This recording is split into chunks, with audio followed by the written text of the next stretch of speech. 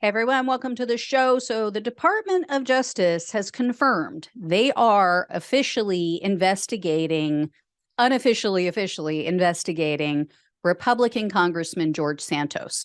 They didn't come right out and say it, but they've asked the Federal Elections Commission to back off while they complete their probe.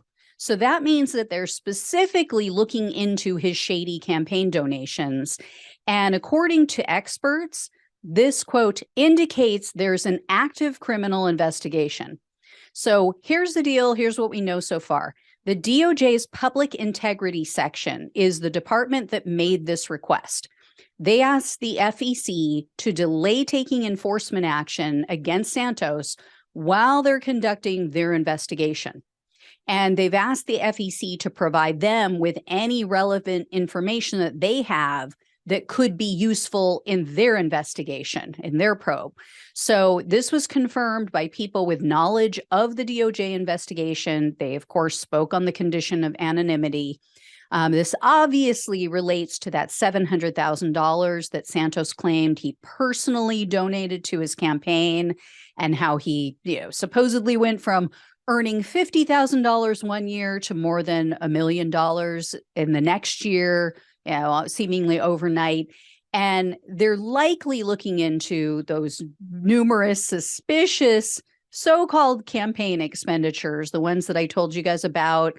They all logged in coincidentally at $199.99. So just one penny shy of necessitating receipts or any other kind of documentation.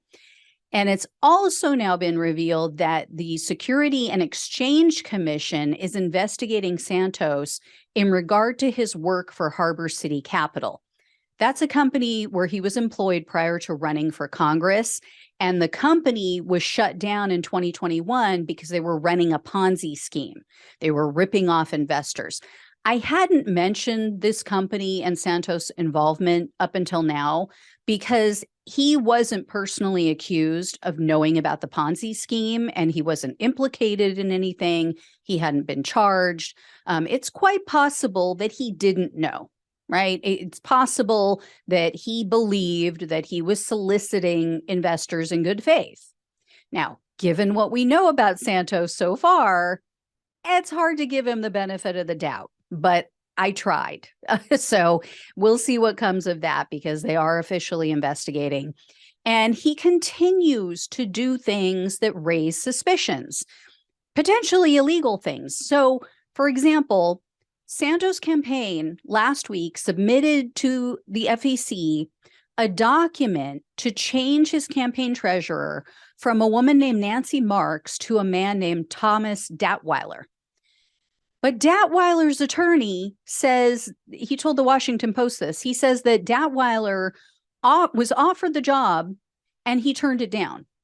So Datweiler's name was used and paperwork was submitted with his name on it without his prior knowledge, without his prior consent. That sure sounds like a violation of some sort. And according to campaign finance laws, Santos and his campaign can't receive or spend any money, any donations, unless he has a treasurer who is legitimately working for his organization. In other Santos news, former friends and coworkers are outing him for his anti-Semitic and racist comments and posts on social media. One friend turned over a screenshot to Patch News Outlet, and it showed Santos incorrectly, but still saluting Hitler.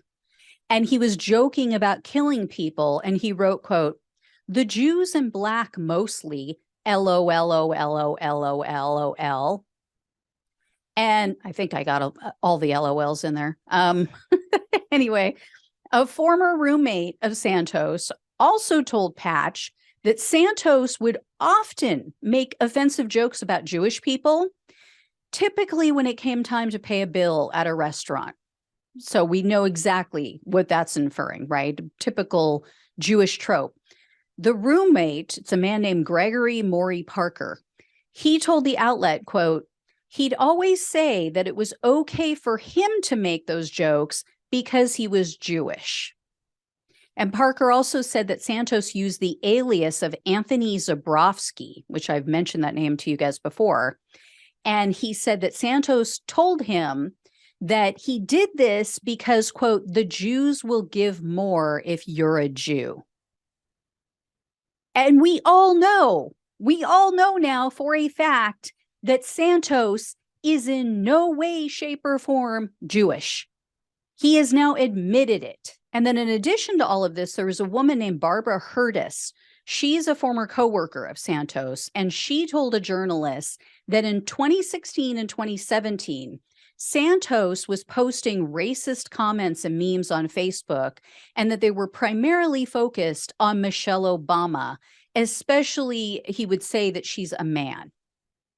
And then Hurtis added, quote, I remember back then was hard to read or bad spelling. Yeah, hasn't improved, Barbara. Hasn't changed much. So Santos was confronted about these comments, particularly the Facebook comments about killing Blacks and Jews. And of course, he deflected. He said, quote, that's going to be hard to hold. I mean, not sure what he meant by that, but, maybe he's referring to his congressional seat. I don't know. Anyway, that is where things stand so far this week with George Santos. I mean, with the way things are going with him, I'll have more for you later in the week. But yeah, a sick person, I'd say, just as a layman, not a psychiatrist, not a psychologist, but yeah, I think it's pretty obvious. So anyway, guys, have fun with that GOP.